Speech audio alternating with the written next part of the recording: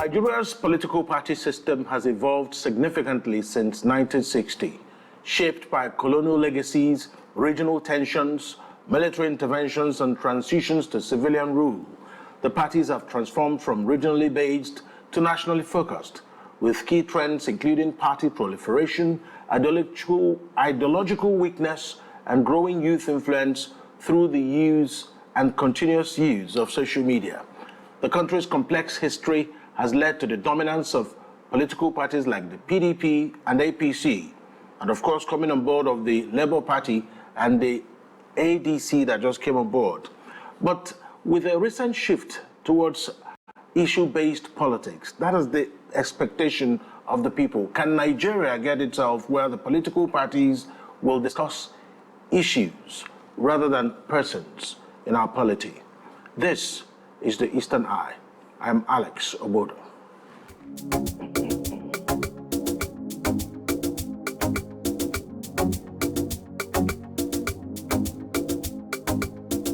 Welcome to the Eastern Eye, a program that X-rays the political, social, and economic developments around us. Joining me tonight is Chukwuma Ephraim Okenwa. He is the Executive Director, Lead Network Africa, and of course the convener of the Concerned Igbo Stakeholders Forum. Thank you so much for joining me tonight on the Eastern Eye. Yeah, thanks for having me. So, first of all, Nigeria has had its fair share, if you like, you call it checkered political history.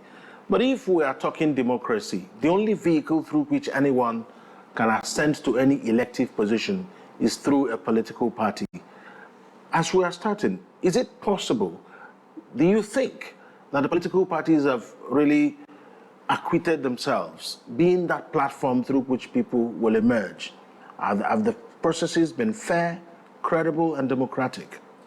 Well, I would actually say that the way Nigerian political parties are structured at the moment, both ideologically, institutionally, and ethically, in terms of leadership recruitment, has not given us the best possible candidates that we could have. Because the way I always, want to see this issue, of leadership recruitment made available through political parties, is that they are concerned with the primary election. The word primary means the most important. It means the most basic. That means the basic. So that means it is by the time they now present options, they give us options. It is from there we can now make our choice. So if the primary, which should be conducted properly through internal democracy that should be available within political parties, if we fail there, realize that if, for instance, we want to get a Miss World today, we can only choose from the available contestants. We can only make our decisions based on the available contestants. And who are those that present those that you can choose from? Political parties. So if we've not been having it well, then that means that the options political parties, because guess what? I hope if we get to a point where, if you look at the key persons being offered by political parties, there are people that, if we miss this one, at least we can still be within the good range. But over time, it's just been like between an option, and then people compare themselves based on who will destroy the nation more. And then they begin to look at like the history of people that are involved and say, you know what, in time past, this is what you did, this is what you're... So we need those with better records. Unfortunately, due to the parties that is structured now are not even ideologically based, there's no strong institutional framework to ensure that one man cannot be equivalent to the party. Party is supposed to be supreme.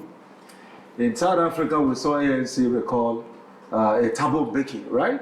I mean, that's what is reasonably expected. But here you have strong men, far stronger than the institution. So that's lack of institution for the political parties. That's right. And now that you've mentioned this, if you go back to the 60s, matter of fact, I think it was UNDP United Nigeria Democratic Party. It was one of the earliest political parties that Nigeria saw. At that time, it was nationalist movement was the thing. There was a great motivation for the people at that time, the likes of Herbert Macaulay, who brought about the United Nigeria Democratic Party.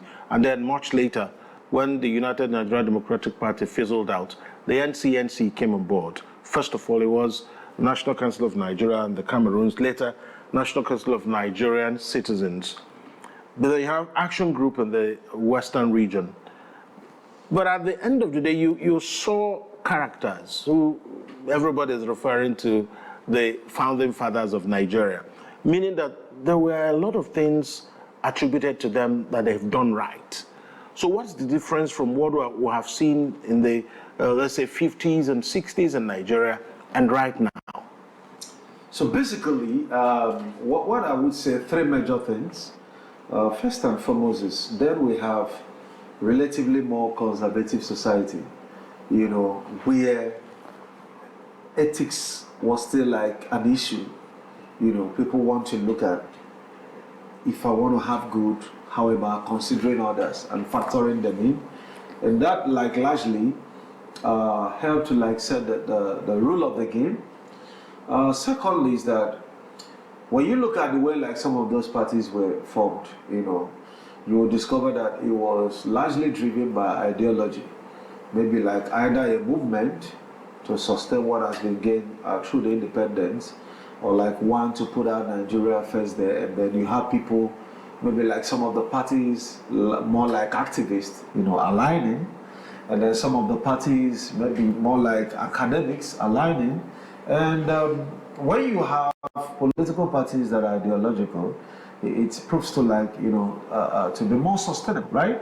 And then relatively also then, you could have cases where within the political parties, you could have very great options that are ready to sit back and negotiate the future of that party and the emergence of leaders from that political party. But currently, we have a situation where an individual can fund the entire party structure and put the party in the pocket. There are several case studies in contemporary Nigeria, and that shouldn't be the case. Well, tribalism, if you like, or you say ethnic politics, has been with us for the longest. You have political parties like the Northern People's Congress, NPC, which dominated the northern side of the country, with the likes of Samadu Bello leading. You have also National Council of Nigerian Citizens, Dr. Nnamdi Azikiwe was at the helm. Action Group was there. We had other minor parties at the time. You had smaller parties like the United Middle Belt Congress, UMBC, and the Northern Elements Progressive Union, NEPU. They all represented regional interests. And at the end of the day, these were the things that shaped how Nigeria's politics was played, especially in the 60s. And then when we got to, say, 1979, when the Second Republic came, it didn't change. UPN, NPN, whatever it is they did, they still had glimpses of ethnic politics going on. You had Shagari, you had Awolowo, you still had Zik at that time. Nothing changed. Why do you think that evolution did not happen? That touch of ethnicity did not go away? Let me say something. I do not really see that as a problem as it's weird, because politics is all about interest, and Nigeria is like a nation, right? Several nations forming into country, just like the United Kingdom, right? And if you look at the UK and you look at American politics, there are also states that traditionally are Democrats or Republicans, right? So you always have those lines. But whatever be the case is that what is of greater concern has always been what is the issue of deliberation. And you realize that even then, just imagine when Abiola ran for election, maybe in that should be 1993, right? Yeah, that's true. What were the issues then? Yeah, despite the fact that he was Yoruba, Muslim, right? But those issues were... It was the first Muslim ticket we saw. Yes. But throughout the electioneering campaigns, there was no reference of a Muslim ticket. It wasn't a problem that time. Yes, Could it be because Nigeria just wanted to return to democracy? No. Not Or because they didn't see the characters that were in the PDP at that time, been the flag bearers. They were not seeing them from the ethnic and religious lens. Not just all about that, because if you look at the contemporary Nigeria, people have become more desperate for power grabbing. By all means. By all means. And with that level of desperation, part of the antics they deploy is the use of religion, use of ethnicity to divide the country. Now, I can tell you, that when you want to look at Nigeria's situation, some of the lines that we actually complain that, Nigerians are divided along religious lines and ethnicity, that is only the thinking, right, of some persons, maybe like who are being used as tools. Because in life, you're either on the table or you're on the menu, right? Yes. Say that again. Yes, you're either on the table or on the menu. So what you have is political gladiators who deploy the masses, try to create some kind of lines that do not exist. Because I can tell you, all across Nigeria, you have people intermarrying, irrespective of religious or tribal differences, right? We've seen that happen all across. A case study coming in reference where someone was challenging Davido online and said, you know what, you keep associating yourself with Igbos, very soon, they are going to turn against you. And he said, I'm not just associating, I'm an Igbo, I have Igbo blood, right? And come think about it, he has an Igbo mom, right? He's also married an Igbo now. So all of those traits does not exist for the elites. But it's the average Nigerian that is struggling, that will carry religion on their head. That's correct. Carry ethnicity, right? But politicians, to them, they know that. That's right. They have been able to find friendship when it also comes to politics, right? We saw when Tinubu arranged, allegedly, let me put allegedly, arranged some fake bishops, right? Who carry those. Now, what actually, and we've also seen sometimes some of them as Muslims, right, attend Christian services and vice versa. That is politics. But then after politics, when it now comes the time to give governance, you now see that desperation. Mm-hmm.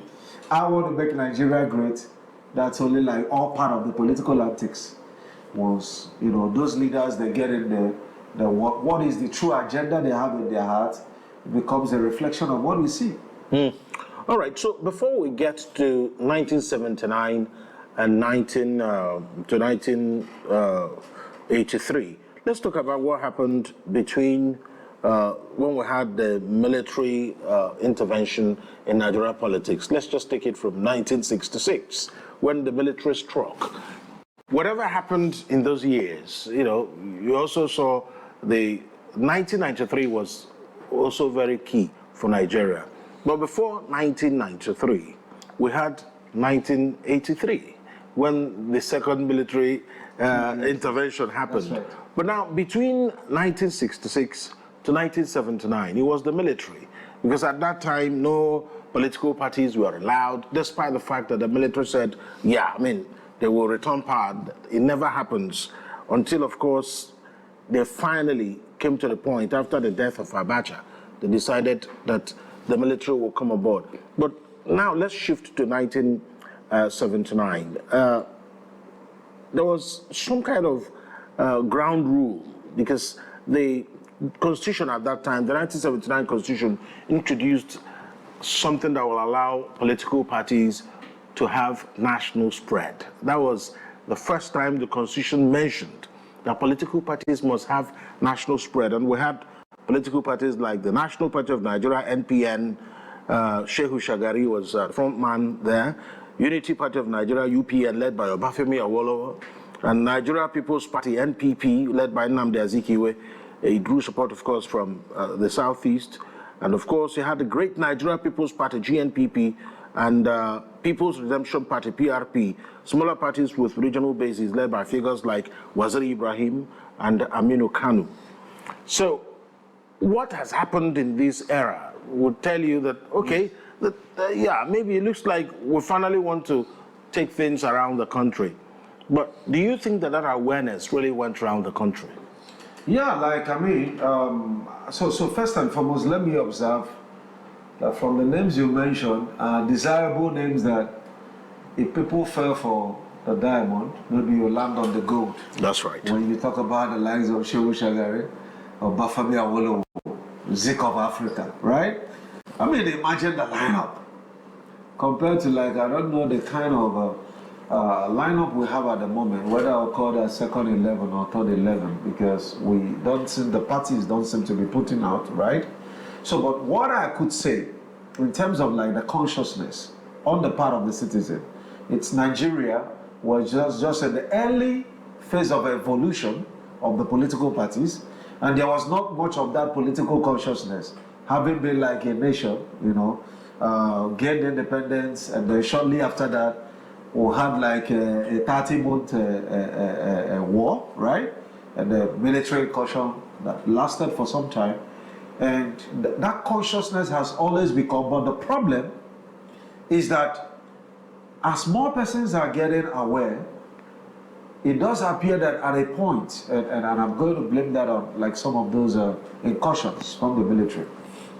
So, now what I want to say is that, you know, there was really a time the political terrain was like largely for deserving people. So, but you realize that by the time we were going into Fourth Republic, if you can remember like a study of Enugu or some other place, they were practically begging people to run for elections. Practically. That will not happen again. I'm sure you had some of those stories. that's right. When you look at the class 1999 governors, as they call themselves, people were practically begged. Alex, come and run. You said, no, I don't want to run. Because at that point, you were afraid that if any time the guys in the military wake up, you know the next step, anytime there is going to be like all those guys that are there, you gotta chill. 100 years in prison. You gotta chill in the cell first. So nobody want to do that. And then, you know, some others were not like, okay, if I perish, I perish. Let's give it a try. And that's one of the things that gave rise to, you know, some of the kind of leaders we have now. Not all, certainly. We've had like some great leaders with, you know, visible impact, right? And accountability. But on a larger scale, when you look at the numbers suggest that we'll not have it too great in terms of leadership, right? You know, there has been like that decline, you know, in terms of whether you're looking about economy, income per capita, and then the other metrics you now begin to look at is that there has been that always ever increasing population of people living in abject poverty.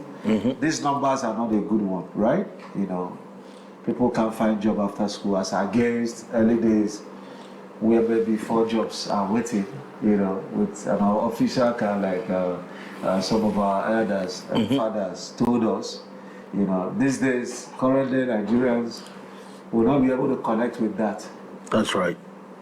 Okay, so from 1983, of course, there was another military interruption of the democracy, and General Muhammadu Buhari took charge and was there for just quite a little while before Babangida took charge again. But it was between 1985 and 1993, they created just 2 political parties. I think I forgot to reflect that on the images we have. Yeah. The SDP and the NRC. That's right. So for a lot of people, they think that maybe the best thing that happened to Nigeria is a 2-party structure. Do you believe that Nigeria deserves a 2-party structure? Just like Professor Humphrey Mosu put it, a little bit to the left, a little bit to the right. Well, I do not share that ideology, because in that case, I see no much difference between a 2-party system and a 1-party system, right? It's quite restrictive, especially with... Is it? I mean, if you take a look at the country now, would you say that we are not in a 2-party system? Well... I mean, the way America is Republican and Democrats. Yes, there were other political parties, but those are the only 2 parties you see. Yeah, but you know one of the things, like, so why some of those parties is good to exist is to give room for a thought force when they need to arise. Just imagine in 2023, if it will only PDP and APC, how will an OB happen, right? It will only be a mirage. Because with all the rain of dollars that happened in the primaries, you are sure that I know they give Shishi cannot give him a place, right?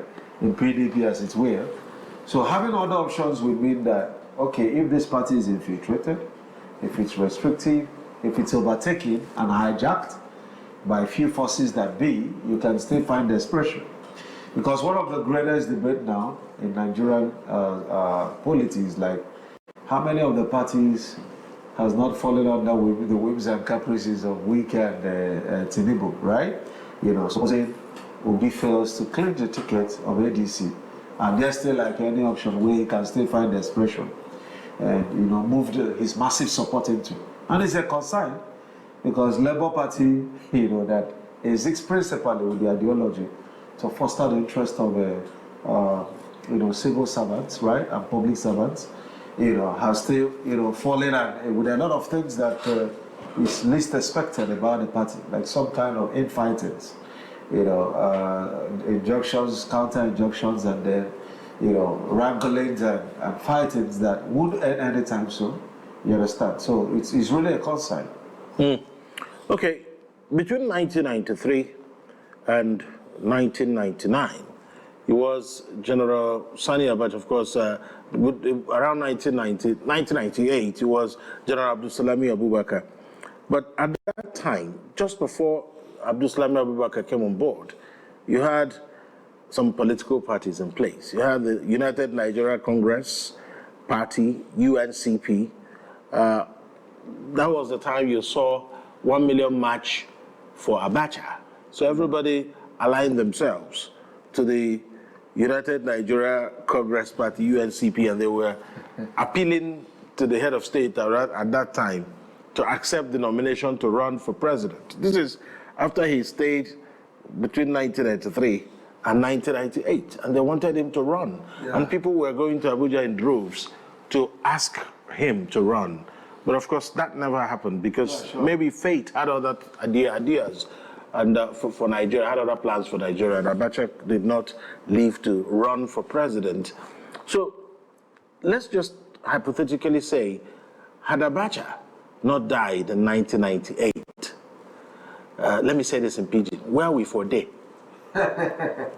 Honestly, even with the 5 years that he did as a leader, we saw, based on empirical evidence, the amount of funds, you know, he moved out of the country. You know, to the extent that some developed nations, you know, that partook from that free fall, felt the need after several years, you know, to repatriate those funds in batches. And that was one of the major things that really dealt a heavy blow on the Nigerian economy. And then you now begin to have a situation where a lot of Nigerians want to leave the country because apart from like harsh policies, it was having like heavy toll on the economy, heavy impact on the economy. And like I always say, when developed nations return those funds, they're not going to return the economy how it was, right? They're not going to return the value of the naira. It will not take like leaders who understand their role to come and, you know, bring back Nigeria, make Nigeria great again, you know.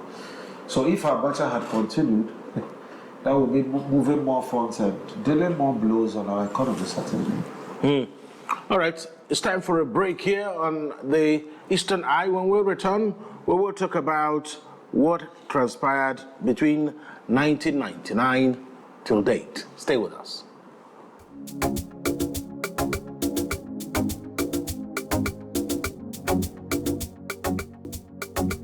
You're welcome back to the Eastern Eye here on Afia TV, a program that x-rays the political, social, and economic developments around us.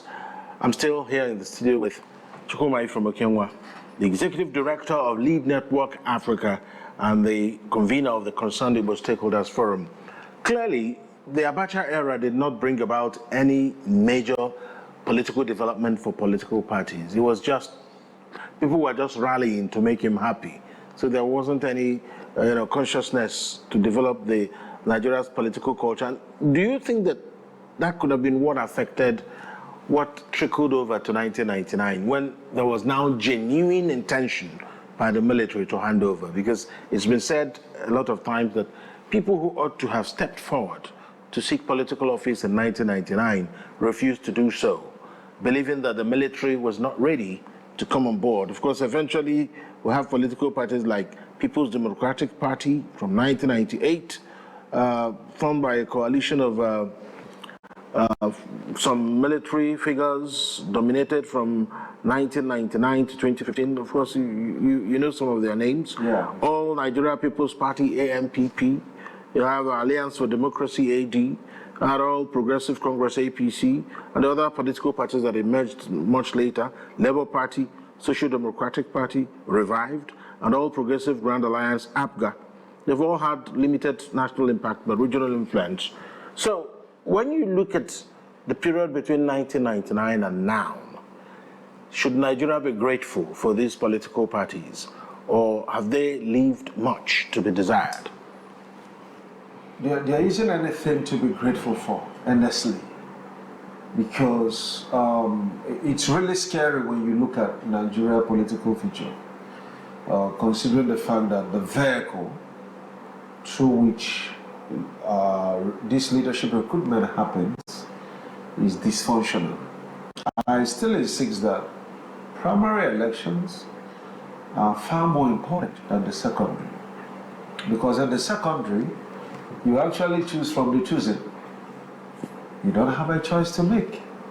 So basically, they just say, oh, having decided Tinubu will run in APC, Obi will run in this, Obi, fellow Nigerians, choose from one of them. So that means it's very, very much important that Nigerians who love Nigeria should be part of that recruitment process. You know, when you mention the names, the days of Shehu Shagari, the days of Babafemi Awolowo, you know, Zik of Africa, you find out that we can't get it all wrong. But then this time around, if you say, oh, an article, a Tinubu, a this, and then you are wondering, you know, what does that really hold for the country? You know, are we really going to be safer? Maybe like if you have an article there who was like, is it wrong if I reach my friends, right? He was talking about not just privatization the right way, but reaching his cronies. You know, this was what someone made clearly known in a presidential debate. And you begin to wonder, you know, if someone cannot even say right things politically, like have that consciousness, how about delivering creditably, you know, when the person is already there? So the problem that I think with the current political parties at the moment is that all across, what you just have is like a situation, and it's become a trend. Must a governor, a former governor, always claim to select tickets? What that tells is that he's the boss. And I don't know where this idea came into Nigeria politics, that if you are a governor in the state, you are the leader of the party in that state. If you are the president, you are the leader of the party in that nation.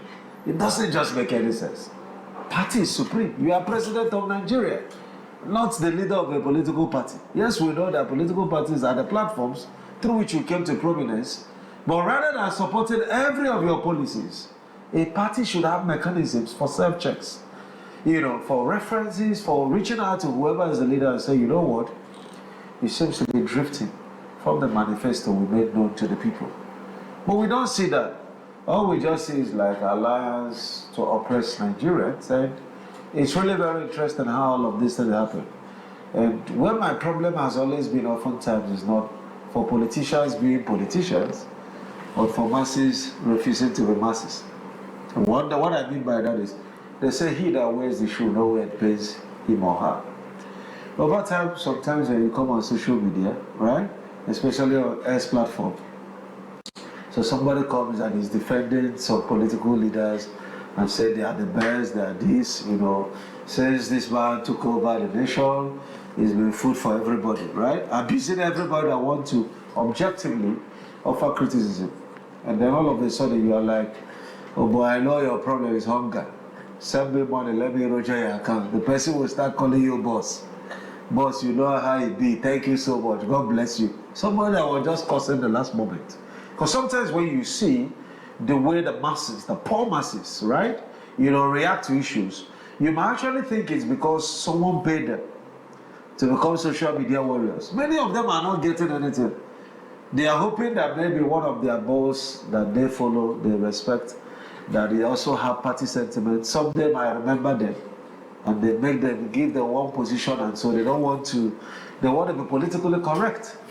But at the moment, hunger is dealing with them by the virtue of some harsh policies by the administration, and even with the hunger, they borrow credits, they borrow data to come to defend political leaders. So at the end of the day, if for whatever reason, you now decide to be a dissenting voice, to say, guess what, these policies are affecting the people. Politicians will now ask you, who are the people, right? And you say, look at the widows, look at the masses, they can't even pay rent, and then they say, okay, where are the masses come? It is the same masses that will now come and say, CEO or Alex or this, please remove, we are happy, right? We've seen that happen. Sometimes I could wear the toga of an activist, from an advocate. I do more of advocacy. And I've been in a particular case where I fought for someone up to the point of matter when they go to the DSS. And they just simply wanted to know, was this whole thing all about, helping you find justice? And the person right there in my front denied me and said that she was happy with the oppressor, that I'm just doing that out of my own volition. When I left the DSS, I just called the person and I started laughing. I said, I'm the mother. You understand what I'm saying? So, but it was really shocking. This one was not in my absence. So, these things happen where you think you're fighting for the masses, and the masses are not even aware of their own challenges. That is a problem. And they are the ones endorsing these leaders, fostering and perpetrating, helping to perpetrate, bad leadership in Nigeria. So, is it safe to say that Nigeria deserves the leadership they are getting? Certainly, absolutely. Joseph Mestri can be wrong in that statement, that every nation, every people, get the leaders they deserve. Because whether by action or inaction, right, in one way or the other, you can't just tell me, we are just so unfortunate with it. It's not all about being unfortunate, right? Because we long had a history of superstition, and that affects the way we analyze things. When we don't want to engage in critical thinking, we just say, some people even say, if it's not God's way, Tinubu will not be there. That's typical of Nigeria, right?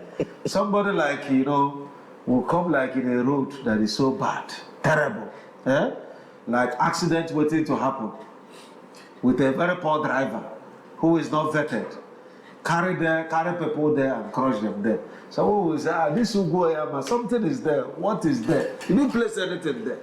Critical thinking means ability, like in research, the way it is done is okay. If you want to empirically validate something, right? That's right. What you do is to say, if I am thinking this is the factor causing this, if I isolate this factor, right, will this have happened? But if I isolate every other factor, right, and leave this alone, would it have happened? So if someone is saying, this was caused by some kind of spirits, so the question will be, assuming there is no bad driver who decided to overtake wrongly and made all of those miscalculations, and he landed it in an accident, if he was patient enough, would it have happened? The answer would have been no. So where is the spirit coming in? And it's just like the normal thing of trying to say everything, you understand? You see even some religious leaders say, pray for these leaders, they are God's people, don't criticize, we have to pray for Nigeria. Nations are not built through prayers. Those nations we are desirous to go to, they sat down, built systems. And for anybody that is hoping that maybe Nigeria someday will just emerge and become a great nation, my dear brother, it doesn't happen like that, right? There has to be an evolution, right? That is agreeable, like building one step after a time. We need to even lay the foundation. When you ask me whether we've laid the foundation building, for which every other leader coming can leverage on and begin to develop the substructure, the superstructure, we are still very far away from it. So typically what we see is that it looks like Nigeria and Nigerians need tutorials on political culture. Because if you don't have the best of government and you're not doing anything about it, whose responsibility will it be to demand good governance? The masses, of course, right? And if they are not doing and the political parties, right? It's like there was a time on your program, I identified 7 levels of stakeholders that should make good governance work. 7 levels of stakeholders. But that why someone like me is very concerned about Nigeria future is that all of these 7 stakeholders seems to be failing. Number 1 is your political party. Those that gave you a platform, right? They have all it takes to challenge you. They have all it takes to call you to order. Because you come back again, you want to use that same vehicle, right? To run the next election. The second category is now the opposition party. Where are the opposition voices?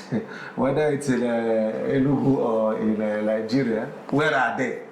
They're only waiting for election to reach now. Before every party wants to field candidates. How are they engaging the policies of the current administration? Third is the family as an institution.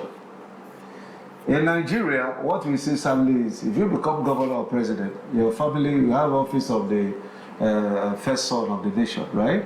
People will gather. Even sometimes you could have PA to the PA. That's it. All manner of There's things. someone that opens the door for the person that opens the door. Kind of thing. We've seen things like that in Nigeria's life. And families, because no matter who you are, to your son, your father, right? You're my daddy. I mean, your child can. Today we are clapping and let me say this and then we'll now first continue. But one of the family is very important and then religious. Maybe another time I could not stress on this. But let me say this. When the then VP of US said no to his boss Trump, right? People were clapping. I mean, that's what's the name? Mike Pence. Yes. People were clapping for Mike Pence and all the rest. But many people are not aware what actually transpired. The guy came under pressure. Meanwhile, his interest is on that ticket. It was his son, who was a lieutenant in the U.S. Army, that confronted his father and said, we both swore to protect the U.S. Constitution. He said, that is a vow. You have to keep it. It was because of his son. And he confessed that later on. His son challenged him.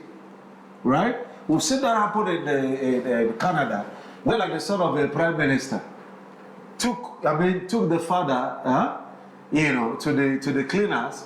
What was the problem? That the man as a public officer should not spend the kind of money he spent on celebrating his birthday. That the public should ask his father where. The father, after looking at everything, just felt continuing with the office was needless, right? These are like places where families can help you to succeed.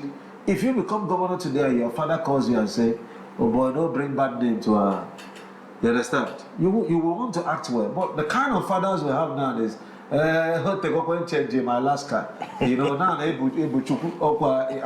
you are governor. Now you are governor. No, you pay. But we don't know when next.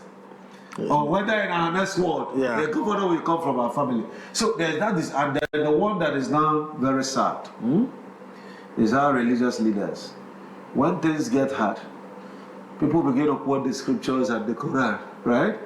I remember like at the top of the economy, we began to hear some imams telling Nigerians, please accept the current challenges as the suffering, right? From Allah. And I'm wondering, what did we do to Allah to deserve that kind of punishment, right? And then maybe some Christians, you hear some Christian clergy tell you that someday $1 will be equivalent to 1 naira. Nigeria is getting better in the realm of the spirit. Nigeria is being restored to its state. And meanwhile, you are looking at it, the challenge of paying husband, challenge of affording food, challenge, you understand what I'm saying? And because when religious leaders talk, even when they come with yearly prophecies, you can't interrogate anybody. So if they say this is your year, And by mid-year, it doesn't seem to be your year. Are you going to meet the father or the priest that said that and say, okay, I never see my time? Probably, maybe somebody have told you that for 7 years.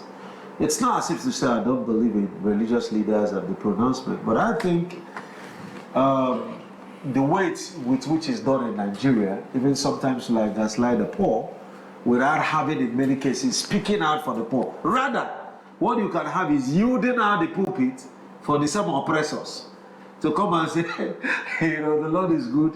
My friend said, if you want to know somebody who have not gone to church, like some of those G-boys, when they come back from Africa, South Africa, and somebody said, praise the God. Rather than praise the Lord. He's not he's not conversant with all those cliches, right? So we have a problem basically, right? Those institutions that should be able to engage leaders, ensure that they deliver creditably on their promises to people, has been failing. And that's why there has been that quest for leadership. Where can we actually get... These things are not difficult, right? There are nations that have done that. Transformed from third world nations to first world nations, competing globally. Nigeria is the same story. Check, my dear brother, you know what will shock you? I've tried to do that study personally. Check newspapers, like you mentioned different phases of evolution. Things they were discussing there are still the things dominating headlines. Absolutely. Where is the progress? So, as we wrap up this conversation, 2027 offers yet another opportunity for the political parties to salvage the country. Do you have confidence that these political parties will have... I think we'll have 3 major political parties now. It looks like ADC will join the ranks. Maybe we'll have 4. I don't know yet. So, forming political parties typically, we don't know what will happen in 2027, whether another political party will emerge, but let's hypothetically operate with the 4: PDP, APC, Labour Party, and ADC. Those are the 4 that are usually in the news. Do you see anything transformative happening? Do you see anything different, positively refreshing that will come up between now and 2027? Well, if INEC and judiciary will allow, because the current challenge is more like between I don't want to say the devil and the deep blue sea, but I said it, right? So where you have a case of you want to avoid some kind of leaders who cannot deliver good leadership, and the same leaders are saying go to court. The same leaders are able to get INEC to compromise, to renege on its own guidelines. And you keep wondering, where will our salvation come from? I think for the likes of Obi now, who's been able to find that new love and new wave, such that with our structure in 2023, he was able to shake the nation's polity. It's not just all about repeating the same thing again. And Obi understands that. That's why he's crying out for a coalition. It's not going to be the same strategy. I mean, nobody's going to clap for you for repeating what never worked in time past. So perhaps that coalition could put pressures on some of the institutions, which obviously in time past has been largely dominated by the North and the West. Igbos have, played less role in terms of our core leadership, right? Maybe apart from the days of Ezebo, right? That delivered the most credible election as it were, still referenced today as the most credible election ever. There's the Humphrey was. Okay, Professor Humphrey. Yes, Humphrey. Boris who was 2000, I think it was 2007 election. Okay, Humphrey, yes, Humphrey. Yes. But this is 1983. That's him on the picture. Yes. Professor Humphrey was. That's right. That's right. So the basic challenge would actually be if a credible candidate clenches a party ticket, will INEC and the judiciary let the people's will come to fruition? That will be a totally different discussion. The evolution of Nigerian political institutions, judiciary and INEC. That's right. It will be a topic. And I have to thank you so much, Chukwuma Ephraim Okenwa, for your perspectives on the Eastern Eye tonight. Thank you. You're welcome, sir. That's the Eastern Eye for this night. Eastern Eye returns on Monday. Thank you for watching. Good night.